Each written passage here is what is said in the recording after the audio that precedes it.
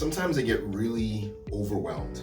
It feels like no matter what I do, I'm struggling to balance and juggle a number of different things. I don't think it's God's will that I should feel stressed and overwhelmed all the time, especially when I'm feeling stressed and overwhelmed about working for God and in ministry. And yet sometimes we all let the stress build up and get to us. I feel like sometimes the water is coming in over my head and I'm struggling to get a good gulp of air to breathe. In fact, it actually reminds me of a story from my summer camp when I was the director there, something that happened a few years ago. Something you guys might not know about me is that I don't love to swim. I actually rarely swim, and it's not because I can't swim. I can swim. I just always get cold, and so I never go in the water unless it's like 32 Celsius or hotter.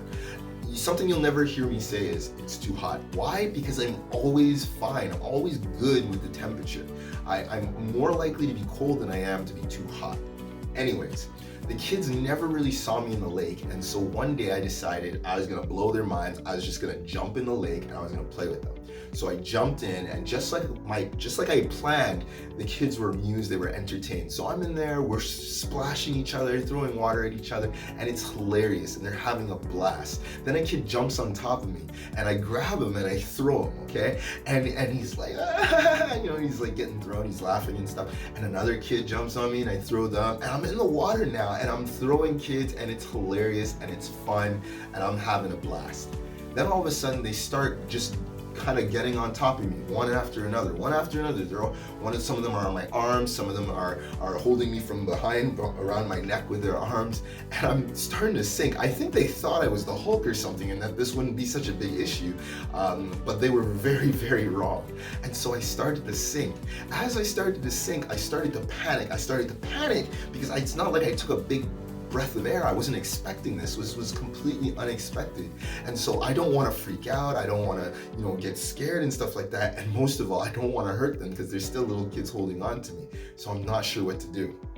I started to read Jonah chapter 2, not in that moment, but today, and I was thinking about that feeling of being overwhelmed and having the water over our head. And I started to think, and I believe God, reminded me of the story of Jonah when he's in the belly of the fish in the water. So I want to read with you today Jonah chapter 2. I basically want to read the whole thing, so bear with me. But this is such an amazing chapter, and I want you to listen very carefully to the words. Just for fun, écoute. It says, "From inside the fish, Jonah prayed to the Lord his God. He said, 'In my distress, I called to the Lord, and he answered me. From deep in the realm of the dead, I called for help, and you listened to my cry. You hurled me into the depths, into the very heart of the seas, and the currents swirled about me.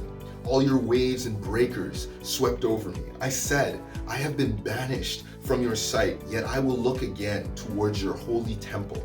The engulfing waters threatened me. The deep surrounded me. Seaweed was wrapped around my head.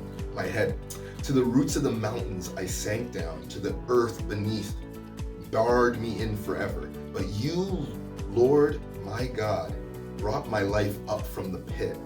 When my life was ebbing away, I remembered you, Lord, and my prayer rose to you, to your holy temple. Those who cling to worthless idols turn away from God's love for them, but I, with shouts of grateful praise, will sacrifice to you. What I have vowed, I will make good. I will say, salvation comes from the Lord." I know sometimes it feels like you're overwhelmed, and oftentimes, how many times is it our own fault? Like we slacked on something, we weren't ahead of the game or whatever, but we're feeling overwhelmed and stressed, and we feel guilty because, sometimes it's our fault. God is not a petty human. When sometimes you get yourself in a bit of a pickle and you tell someone and they're like, well, that's your own fault, you shouldn't have done that. God doesn't do that with us. God doesn't say, well, figure it out, get yourself out of this. God always is there for us to cry out and call to. So even Jonah, who was in the fish, in the bottom of the sea, because of his disobedience, he cried out to the Lord because of one pivotal line he says, and that is, salvation comes from the Lord. Ultimately, Your ability to be saved comes not in man, but from the Lord. And that is a truth that we would do well to remember and to apply in our lives, because it's so important when you feel overwhelmed, when you're stressed out, even when it's your own fault, that you can cry out to God, that you can praise God in the middle of the situation. You are not cut off from Him. No matter what you've done, you are still able to cry out to God, because salvation comes from the Lord. Whatever you're going through today, whatever situation that you find yourself in, I want you to remember that one line.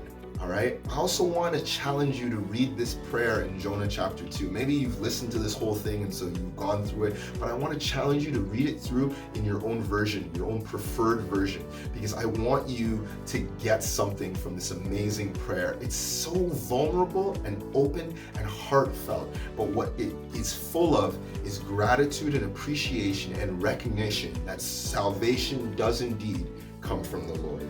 I'm pretty sure I'll be back in this chapter next week, because there's so much that we haven't even touched on yet. But remember, for you and for today, salvation comes from the Lord. Have a great day.